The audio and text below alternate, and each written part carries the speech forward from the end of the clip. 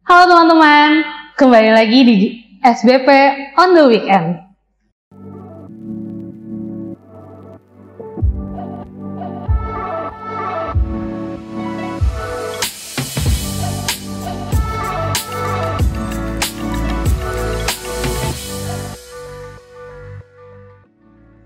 Nah, SBP on the Weekend kali ini bersama dengan saya, Ebi, Koordinator Wilayah Gerakan Pemuda Mupel Jawa Barat 2. Oke teman-teman, sebelum kita membaca firman Tuhan pada hari ini, mari kita bersatu dalam doa. Mari kita berdoa. Terima kasih Tuhan Yesus atas anugerah dan berkat-Mu sehingga kami boleh bangun di pagi hari ini dengan cuaca yang segar dan nafas kehidupan yang baru. Tuhan, kami akan membaca dan merenungkan firman-Mu pada saat ini. Kiranya Tuhan memberkati kami sehingga apa yang boleh kami baca dan kami renungkan pada saat ini dapat kami jalani dalam kehidupan kami sehari-hari. Terima kasih Tuhan Yesus, dalam nama Tuhan Yesus kami berdoa dan mengucap syukur. Amin. Baik teman-teman, pembacaan Alkitab kita pada hari ini terambil dari kitab Yoel pasalnya yang ketiga dan ayatnya yang ke-17. Yoel 3 ayatnya yang ke-17 yang menyatakan, "Maka kamu akan mengetahui bahwa aku, Tuhan adalah Allahmu, yang diam di Sion, gunungku yang kudus. Dan Yerusalem akan menjadi kudus, dan orang-orang luar tidak akan melintasinya lagi." Tema yang ada dalam SBP adalah Gembala yang menguduskan. Hidup yang kudus adalah kehidupan yang mengizinkan Allah hadir di dalamnya. Yoel 3 ayat 17. Perjanjian Lama menggambarkan kekudusan tempat kehadiran Allah. Misalnya, dalam Keluaran 3 ayatnya yang kelima. Ketika Musa hendak mendekati semak yang terbakar, Allah berkata, "Janganlah datang dekat-dekat. Tanggalkanlah kasutmu dari kakimu, sebab tempat di mana engkau berdiri itu adalah tanah yang kudus." Bacaan hari ini juga menyebutkan Allah berdiam di gunung atau bukit Sion, di mana kota Yerusalem berdiri di situ. Ketika penulis Alkitab menyebut Sion sebagai tempat kudus, mereka juga merujuk pada Yerusalem. Kekudusan itu hanyalah milik Allah.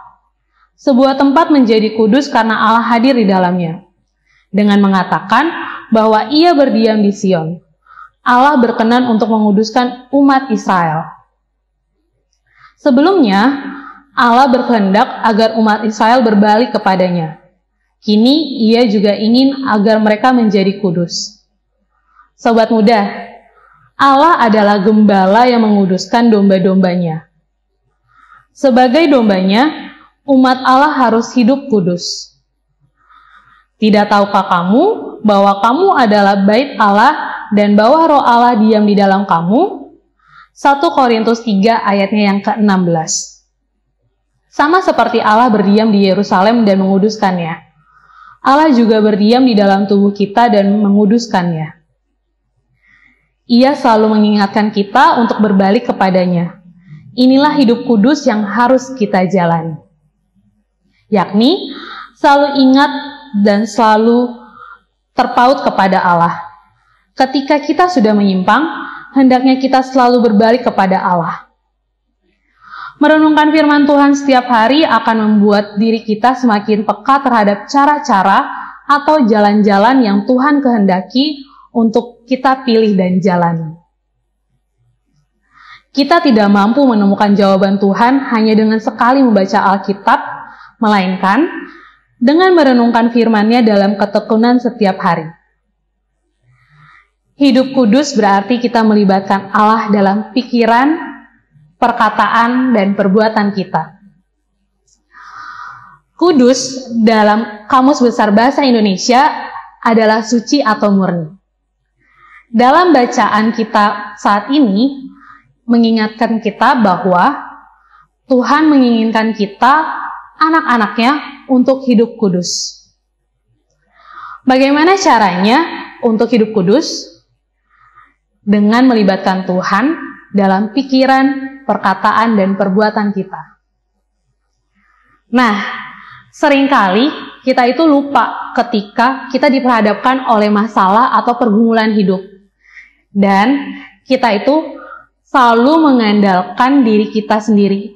Tapi kita lupa kalau kita punya Tuhan yang selalu ada di setiap musim kehidupan kita. Kita lupa kalau Allah yang kita sembah itu adalah Allah yang hidup dan Allah yang kudus.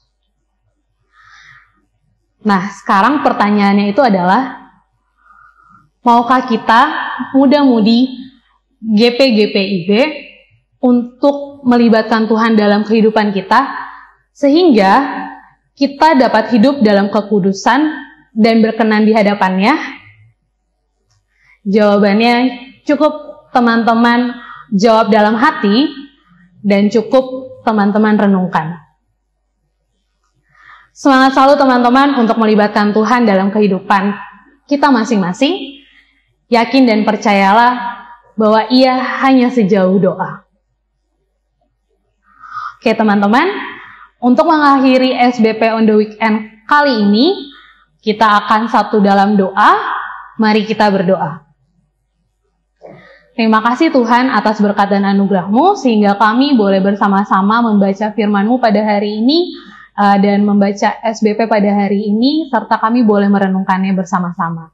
Tuhan, kiranya apa yang boleh kami baca dan kami renungkan pada saat ini, dapat kami jalani dan kami jalani dalam kehidupan kami sehari-hari.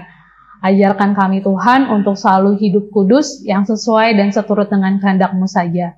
Terima kasih Tuhan, dalam nama Tuhan Yesus kami berdoa. Amin. Oke teman-teman semua, sampai jumpa di SBP on the Weekend minggu depan. Halo Gapers, kalian tahu nggak kalau Sabda Bina Pemuda Digital bisa dengan mudah didapatkan dengan mendownload Google Books di Google Play untuk pengguna Android. Dan untuk kalian yang menggunakan iOS, bisa membuka Google Play di browser untuk membeli serta mendownload Google Books di App Store. Gampang banget kan caranya? Cus, langsung aja di-download ya!